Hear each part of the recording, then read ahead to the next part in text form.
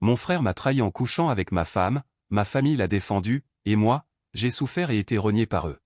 J'ai un frère cadet, Caleb, qui m'a méprisé toute ma vie. Si vous vous demandez si c'était peut-être par jalousie, vous vous trompez.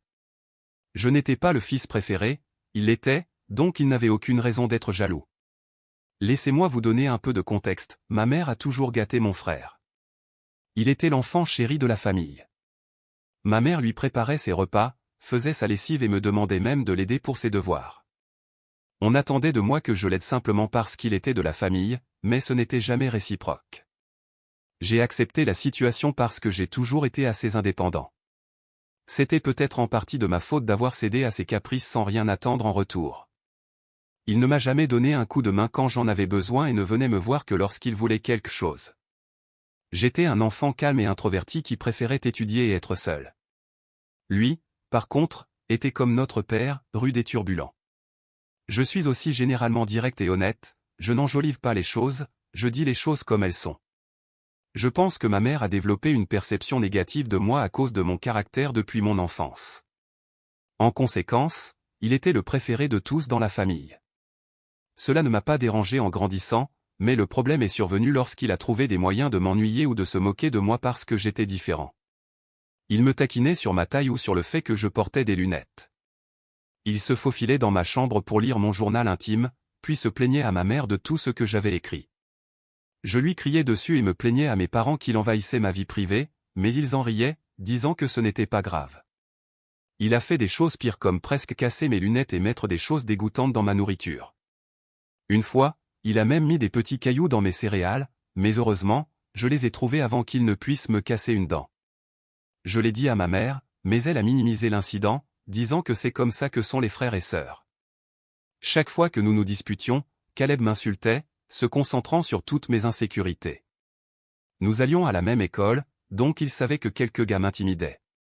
Au lieu de me soutenir, il s'est joint à ces gars. Il me traitait de noms comme vilain perdant ou singe poilu et encourageait les brutes à me faire du mal physiquement parce que selon lui, j'étais un perdant. Une fois, nous nous sommes disputés à propos de quelque chose dont je ne me souviens même pas, probablement quelque chose de stupide, et à la fin, il m'a dit de me suicider. Je pouvais ignorer les autres insultes, mais celle-là m'a vraiment blessé parce que je me débattais avec ma santé mentale à l'époque. Je vais mieux maintenant, mais c'était horrible d'entendre que mon propre frère voulait ma mort. Mon père travaillait beaucoup et ma mère ne semblait pas vraiment s'en soucier. Elle m'a même grondé une fois, me disant que c'était de ma faute si j'avais dérangé Caleb. Les choses ont empiré une fois au collège, il a essayé de mettre le feu à mes cheveux, et étonnamment, ma mère l'a défendu, disant qu'il ne faisait que jouer. Qui joue comme ça? Heureusement, mon père a fini par me défendre et a souligné qu'il y avait de sérieux problèmes au sein de la famille. Il a menacé d'appeler la police si Caleb continuait ses bêtises. Cela a été un choc pour mon frère car jusqu'à ce moment-là, il n'avait jamais été puni pour ses actes. Il a été surpris, et mon père lui a dit que ça suffisait et qu'il devait commencer à me respecter. Après, mon père est venu dans ma chambre pour me parler. Je ne m'attendais jamais à ce qu'il me soutienne parce qu'il disait toujours à quel point Caleb et lui se ressemblaient, ce qui était le cas. Mon père m'a avoué qu'il avait patiemment attendu pendant des années que Caleb mûrisse, pensant qu'il n'était qu'un enfant immature, mais il réalisait que Caleb devenait vraiment une brute. Quand j'ai entendu cela, je me suis senti validé et j'ai presque commencé à pleurer. J'ai raconté à mon père tout ce que Caleb m'avait fait au fil des ans, même à propos de l'intimidation à l'école. Mon père a été choqué que je traverse autant d'épreuves. Le lendemain, mon père est allé parler au directeur de l'école pour avertir les brutes des conséquences et ils ont arrêté de me harceler. Plus tard dans la soirée, il m'a inscrit à des cours d'arts martiaux mixtes au gymnase local. Il m'a dit que je devais devenir plus fort et affronter les brutes dans ma vie. J'admets que pour un enfant ringard comme moi, apprendre à me battre devait être drôle à voir. Cependant, comme pour tout dans ma vie, je m'y suis mis à fond. J'ai pris le temps d'étudier et je m'entraînais encore tous les jours et j'assistais à mes cours d'arts martiaux mixtes. Sans me vanter, cela a complètement changé ma vie et mon physique. Un jour, Caleb a recommencé, il a volé l'argent de poche que nous gagnions en aidant aux tâches ménagères. J'économisais depuis un bon moment. Caleb est entré dans ma chambre et l'a pris. Je l'ai surpris alors qu'il était sur le point de partir à vélo avec ses amis. Je lui ai fermement dit de me rendre l'argent parce qu'il savait que voler était mal. Caleb a ri et m'a dit moqueusement que tout ce que je pouvais faire était d'aller pleurer auprès de papa. Je ne sais pas ce qui m'a pris, mais je l'ai frappé en plein visage. Il est resté là, surpris, silencieux, et est tombé au sol. Je l'ai relevé, j'ai pris mon argent dans sa poche et je l'ai jeté à nouveau par terre. Caleb s'est mis à pleurer comme un bébé. C'était comique de voir un adolescent pleurer par terre. Ma mère est accourue en entendant son bébé pleurer pour l'aider et voir ce qui s'était passé. Lorsqu'elle a découvert que nous nous étions disputés, elle a été choquée et a commencé à me gronder.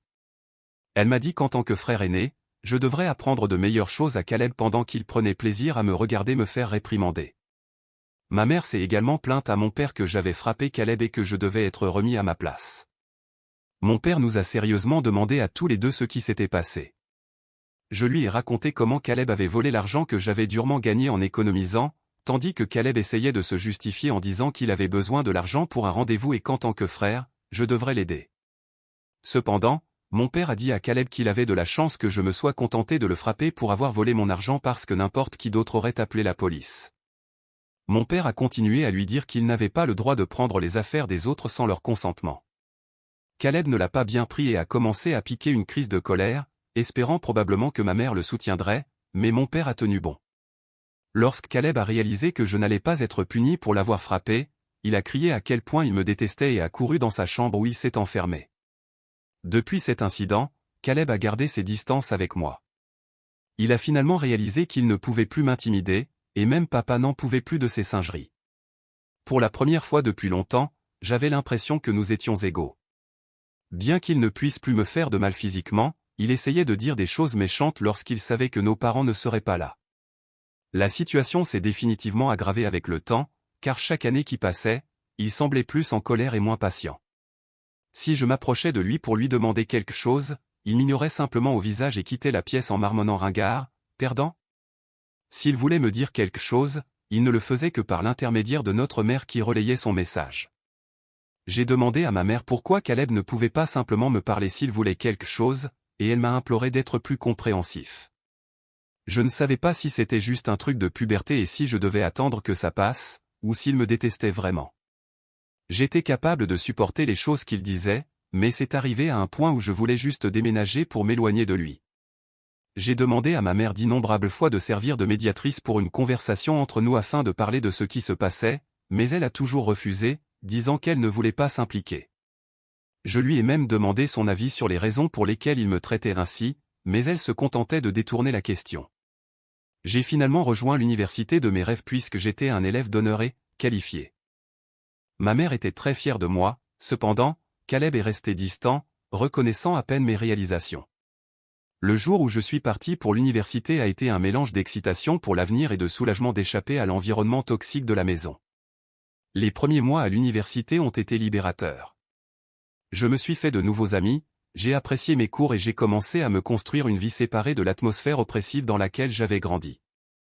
La peur constante des attaques verbales de Caleb avait disparu et je ressentais un sentiment de paix renouvelé.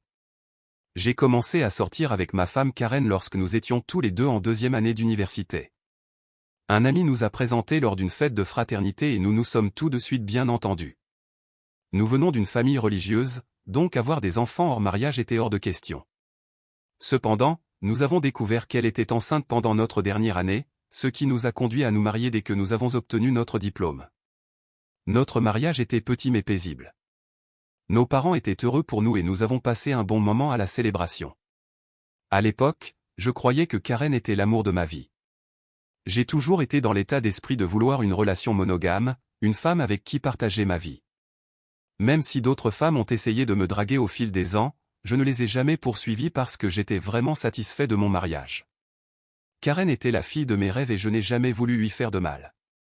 Cependant, au fil des ans, j'ai découvert à 2 reprises qu'elle m'avait trompé. Une fois, c'était une liaison intermittente qu'elle avait eue pendant quelques années avec un collègue marié, et l'autre était une aventure d'un soir avec un ex-petit ami qu'elle avait au lycée lorsqu'elle est allée rendre visite à sa famille dans un autre état. Je suis sûr qu'il y a des gens qui me qualifieraient de naïf, et avec le recul, je ne peux pas le nier.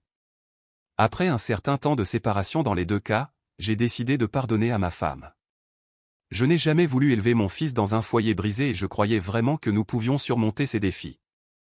Nous étions assez jeunes quand l'histoire du collègue s'est produite, alors j'ai mis cela sur le compte d'erreur de jeunesse et du fait de ne pas avoir bien réfléchi. Pendant un certain temps, tout semblait aller bien entre nous. Je ne pouvais jamais lui faire entièrement confiance, mais j'ai fait de mon mieux pour mettre de côté mes doutes parce que je savais que si je décidais de lui pardonner, je devais faire l'effort de tourner la page sur le passé et de recommencer à zéro.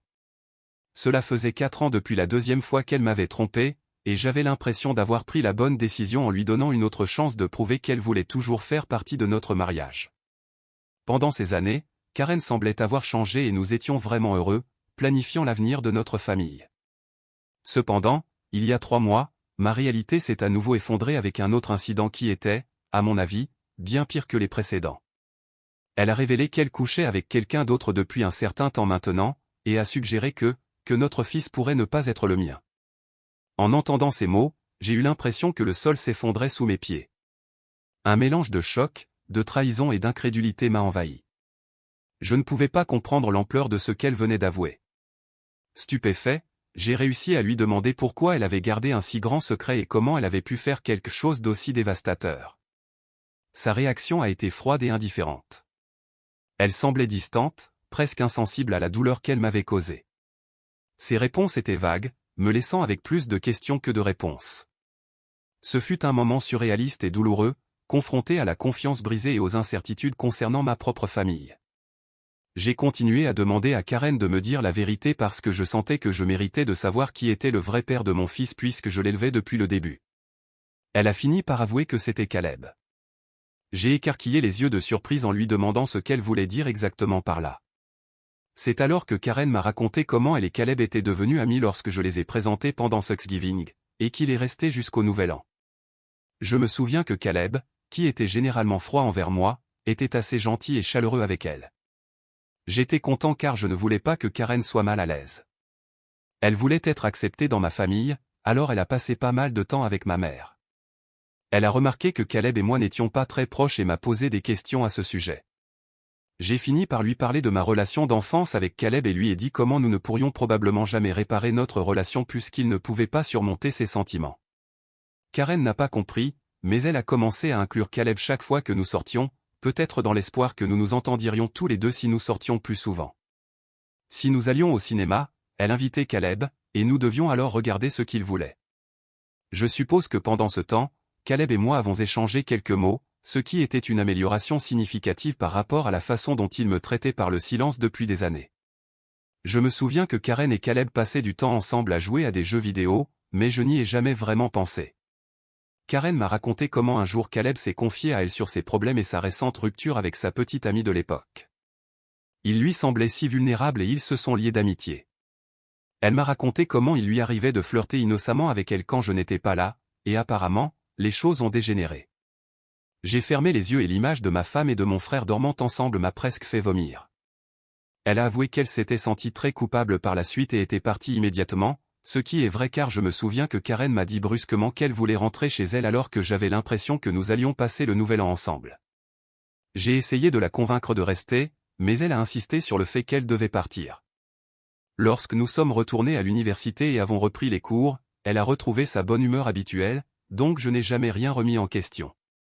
2 semaines plus tard, nous avons découvert qu'elle était enceinte. Maintenant, Karen m'a dit qu'elle ne savait pas si c'était vraiment mon enfant ou celui de Caleb et qu'il n'y avait aucun moyen de le prouver.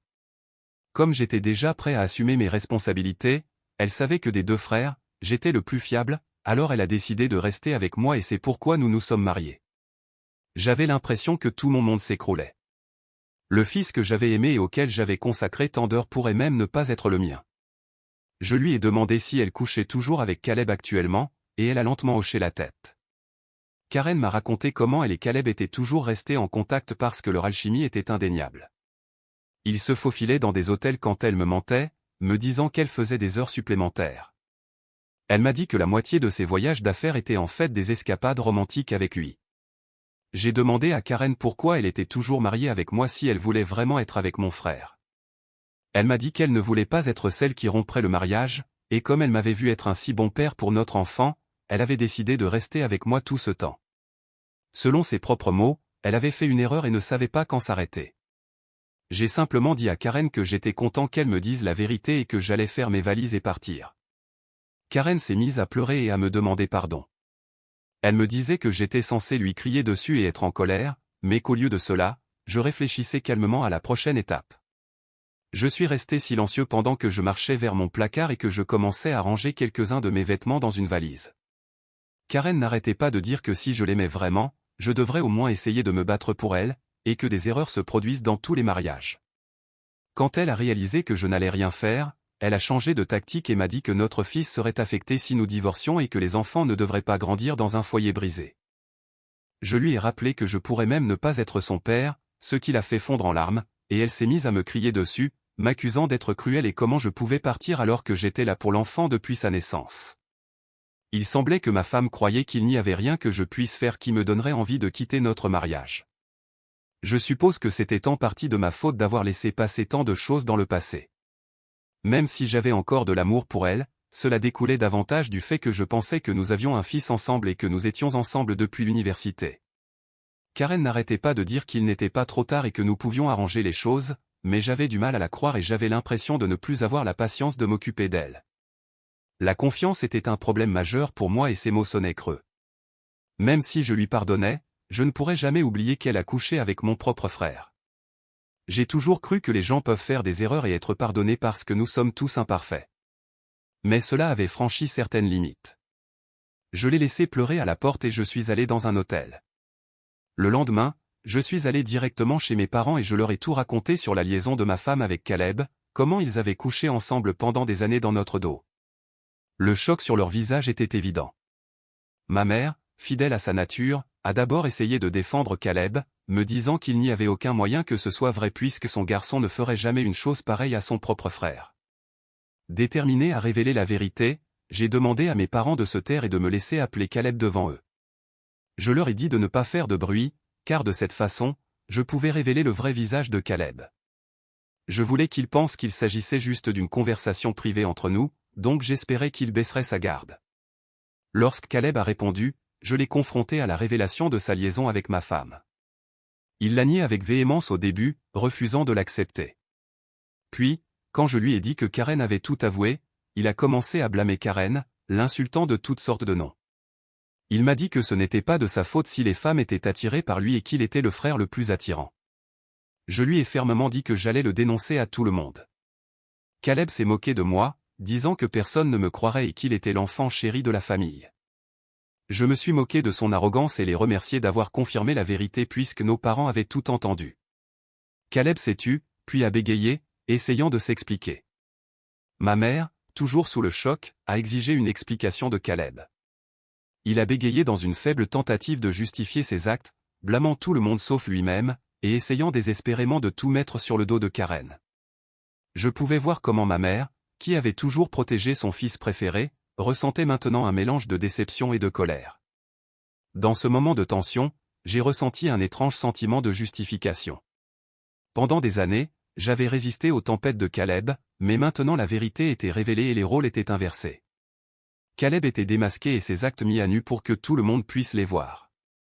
Alors que les mots de Caleb s'effondraient, mon père, qui était généralement réservé dans ses expressions, ne pouvait retenir sa déception. Il m'a demandé de lui donner le téléphone et il s'est déchaîné sur Caleb. Caleb a commencé, sur un ton empreint de désapprobation. Ce que tu as fait n'est pas seulement une trahison envers ton frère, c'est une trahison envers cette famille. Tu as couché avec la femme de ton frère, et tu as continué à coucher avec elle-même après leur mariage. Tes actes ont des conséquences et ils ont irrémédiablement endommagé la confiance que nous avions en toi. Je vous ai élevés tous les deux pour que vous valorisiez la loyauté et la décence familiale, mais ce que tu as montré aujourd'hui va à l'encontre de tout ce que j'ai essayé de t'inculquer. Il s'est arrêté, laissant le poids de ses paroles s'enfoncer dans la conscience de Caleb. Ton mépris pour les sentiments de ton frère, ton manque de respect pour le caractère sacré de son mariage, sont inacceptables. Tu ne lui as pas seulement fait du mal, mais tu as aussi entaché les liens qui nous unissent en tant que famille. Je pense que ta mère et moi sommes en partie responsables de ce que tu es devenu, mais nous ne te permettrons pas de continuer à te comporter ainsi. À compter d'aujourd'hui, je coupe le fonds universitaire que j'avais mis de côté pour toi. Tu trouveras comment payer tes études par toi-même. Je ne financerai plus non plus ton style de vie. Si tu crois que coucher avec des femmes mariées fait de toi un homme, voyons ce qui se passe quand tu ne dépendras plus de mon argent. Pour ma part, je suis resté silencieux pendant tout ce temps. Alors qu'au début je voulais crier sur Caleb, voir mon père le châtier était la satisfaction ultime. J'avais exposé sa vraie nature et il était clair qu'il avait sous-estimé les conséquences. Ma mère, pendant que Caleb cherchait encore des excuses, a fini par raccrocher, mettant fin aux tentatives de Caleb d'expliquer ses actes. Ma mère s'est ensuite approchée et m'a serré dans ses bras. Cela faisait longtemps que nous n'avions pas partagé un tel moment, mais dans cette étreinte, il y avait une compréhension et un soutien silencieux au milieu du chaos familial.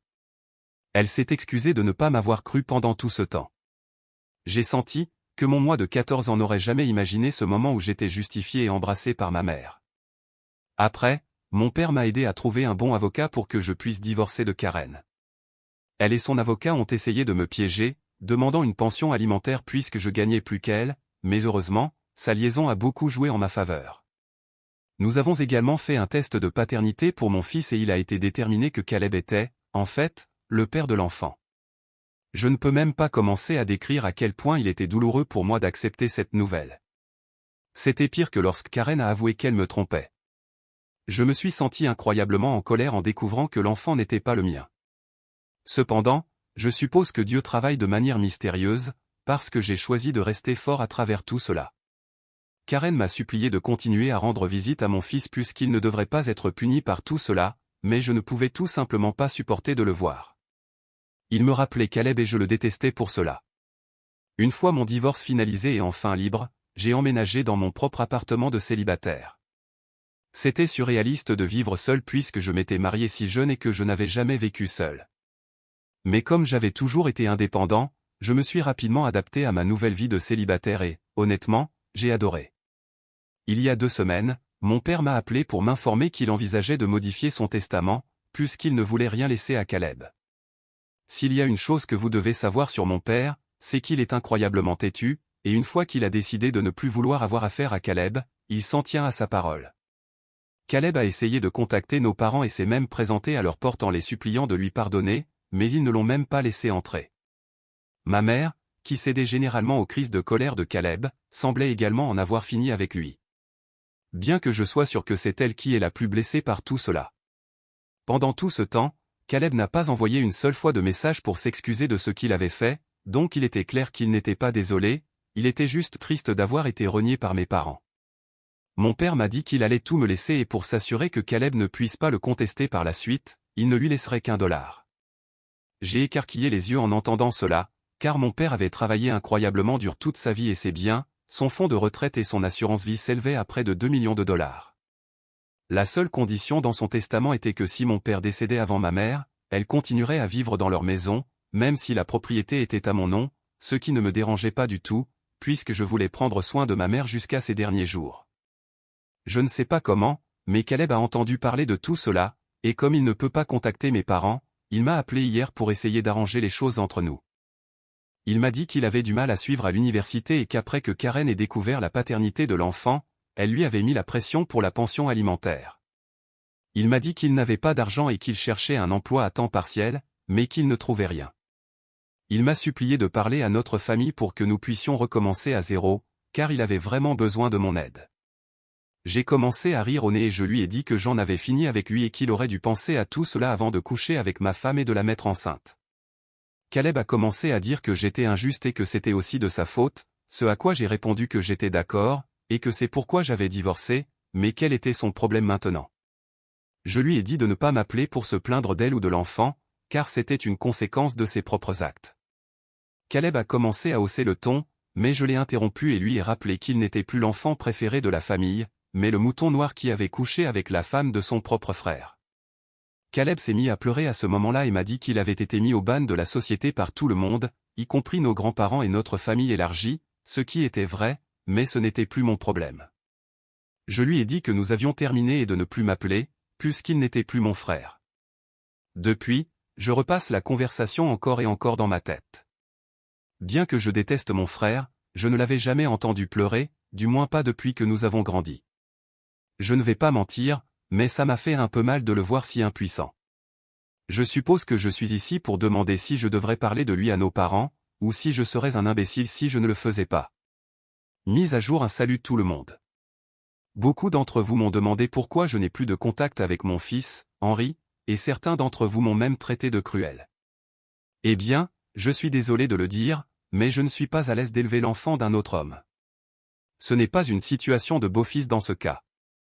On m'a fait croire que l'enfant était le mien, puis j'ai découvert qu'il s'agissait en fait de l'enfant de mon frère. Bien sûr, je suis blessé et j'ai pleuré pendant des jours, mais la raison pour laquelle je ne veux pas de contact avec Henri est que je ne veux plus de Karen dans ma vie. Si je parle à son fils, elle trouvera un moyen de se réintroduire dans ma vie et j'ai besoin de mon propre espace. Traitez-moi de cruel ou d'égoïste, mais je ne peux pas le revoir, ou du moins pas avant longtemps. Mise à jour 2. La plupart d'entre vous ont deviné correctement que c'est en fait ma mère qui a parlé à Caleb des changements dans le testament de mon père, et Caleb m'a appelé en dernier recours pour arranger les choses. Je l'ai confrontée devant mon père et elle s'est effondrée. Elle m'a dit que j'avais déjà assez puni Caleb et qu'il avait appris sa leçon. Mon père a fermement dit à ma mère que si elle pensait que ce que Caleb avait fait était pardonnable, alors il ne pouvait plus être marié avec elle puisqu'il ne pourrait jamais lui pardonner cette trahison. Sa menace a semblé faire taire ma mère. Mon père lui a clairement fait comprendre que si elle lui parlait à nouveau, ou si nous découvrons qu'elle l'a fait, elle pourrait faire ses valises et le quitter. Comme je l'ai déjà dit, mon père est un homme très têtu. J'espère que ma mère apprendra de ses erreurs. Mise à jour finale. Très bien, cela fait 5 mois depuis ma dernière mise à jour. Ma relation avec mes parents s'est améliorée ces derniers mois. Mon père et moi allons jouer au golf tous les week-ends et il agit plus comme un ami que comme mon propre père. Ma mère, bien qu'elle s'ennuie de Caleb, est restée loin de lui. La dernière fois que j'ai entendu parler de Caleb, c'était par l'intermédiaire de mon cousin qui m'a dit que Caleb avait demandé de l'argent à tout le monde et qu'à la fin, il avait dû abandonner ses études collégiales parce qu'il ne pouvait plus payer les frais de scolarité. Lui et Karen vivent ensemble et Caleb a un emploi à temps partiel comme mécanicien. Apparemment, ils élèvent Henri ensemble, ce qui est une bonne chose, je suppose. Pour ceux qui demandent, je vais assez bien. J'ai été promu au travail il y a 2 mois, donc mon salaire a augmenté de manière significative. Je ne suis sorti avec personne car j'ai l'impression d'avoir encore besoin de temps et d'espace pour guérir. J'ai assisté à quelques séances de thérapie, donc, je suppose, nous verrons comment cela se passe.